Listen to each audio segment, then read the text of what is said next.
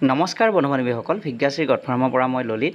বন্ধুসকল, গাভিনী ছাগলীক লিভাৰ টনিক খুৱাব পাৰি নে নোৱাৰি, আৰু যদি খুৱাব পাৰি কোনটো লিভাৰ টনিক খোৱালে বেছি ভাল হয়, সেই বিষয়টোৰ ওপৰতে ভিডিঅ'টো আজি বনোৱা হৈছে। আপোনালোকে ভিডিঅ'টো সম্পূৰ্ণকৈ চাওক।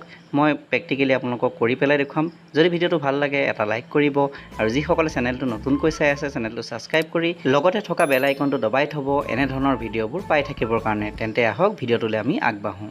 বন্ধু বান্ধৱীসকল, ছাগলীক যদি আমি লিভাৰ টনিক নোখুৱাওঁ তেতিয়া ছাগলীৰ লিভাৰটো বেয়া হৈ যায়, আৰু যাৰ ফলত ছাগলীয়ে খোৱা বোৱাৰ প্ৰতি মন কমাই দিয়ে। গতিকে আমি ছাগলীক সময়মতে লিভাৰ টনিক খুৱাব লাগিব।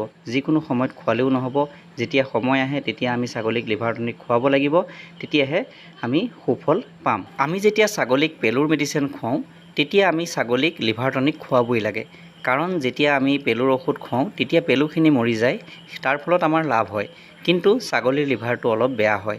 গতিকে সেইটো বেয়া নহ'বৰ কাৰণে আমি ছাগলীক পেলুৰ ঔষধ খোৱাৰ 4 দিনৰ দিনাখন আমি লিভাৰ টনিক খুৱাব লাগে। ধৰি লওক আপুনি যদি 1 তাৰিখে আপুনি ছাগলীক পেলুৰ ঔষধটো খুৱাইছে, তেতিয়াহ'লে আপুনি 4 তাৰিখে আবেলি সময়ৰ পৰা লিভাৰ টনিকটো ছাগলীক খুৱাব লাগে। আমাৰ লোকেল ছাগলীৰ যিবোৰ পোৱালি, সেই পোৱালিবোৰক 2 পৰা 3 ml, আৰু যিবোৰ ডাঙৰ ছাগলী মানে লোকেলৰ যিবিলাক ডাঙৰ ছাগলী, সেই ছাগলীক আপুনি 5 ml, আৰু যিবোৰ বিটেল হওক বা চিৰোহী হওক ডাঙৰ জাতৰ যিবিলাক ছাগলী, সেই ছাগলীৰ পোৱালিক 5 ml কৈ, আৰু বিটেল বা চিৰোহী ডাঙৰ ছাগলীক 10 ml কৈ কণ্টিনিউ 10 দিন খুৱাব লাগে। আমাৰ লোকেল ছাগলী হওক বা যি ছাগলীয়ে নহওক, কণ্টিনিউ আপুনি 10 দিনমান লিভাৰ টনিকটো খুৱাব লাগে, তেতিয়া খুবেই ভাল।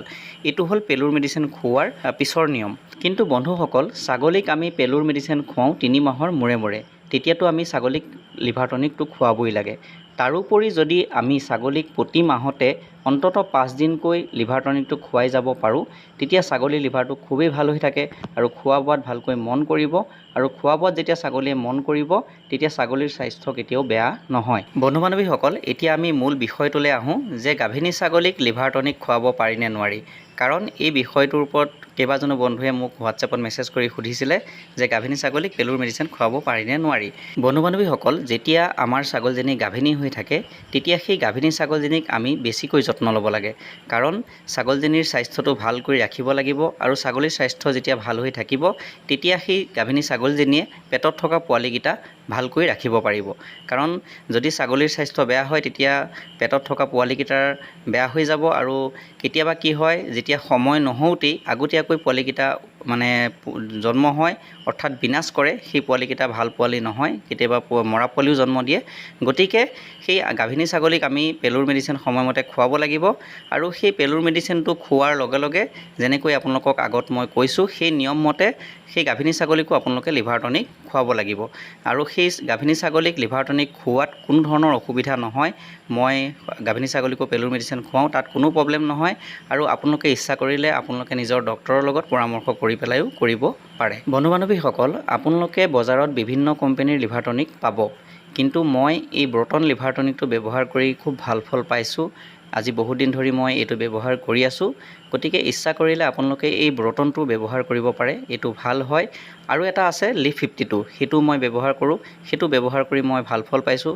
গতিকে ইচ্ছা কৰিলে আপোনালোকে সেই লিভ 52 মেডিচিনটো ব্যৱহাৰ কৰিব পাৰে, আৰু 2টা মেডিচিন খুওৱাৰ নিয়ম একেটাই। এতিয়া আহক বন্ধু বান্ধৱীসকল, ছাগলীক লিভাৰ টনিক কেনেকৈ খুৱাব লাগে সেইটো এবাৰ চাই লওঁ, আৰু মই আপোনালোকক সুন্দৰকৈ কৰি পেলাই দেখুৱাম, তেনেকৈ আপোনালোকে খুৱাব পাৰিব। প্ৰথমতে আপোনালোকে এটা কাপ বা গিলাচ ল'ব, লৈ পেলাই সেই গিলানটোৰ পৰা আপুনি অলপ মেডিচিন সেই কাপটোত বাকি ল'ব, বা আপুনি গিলাচতো ল'ব পাৰে।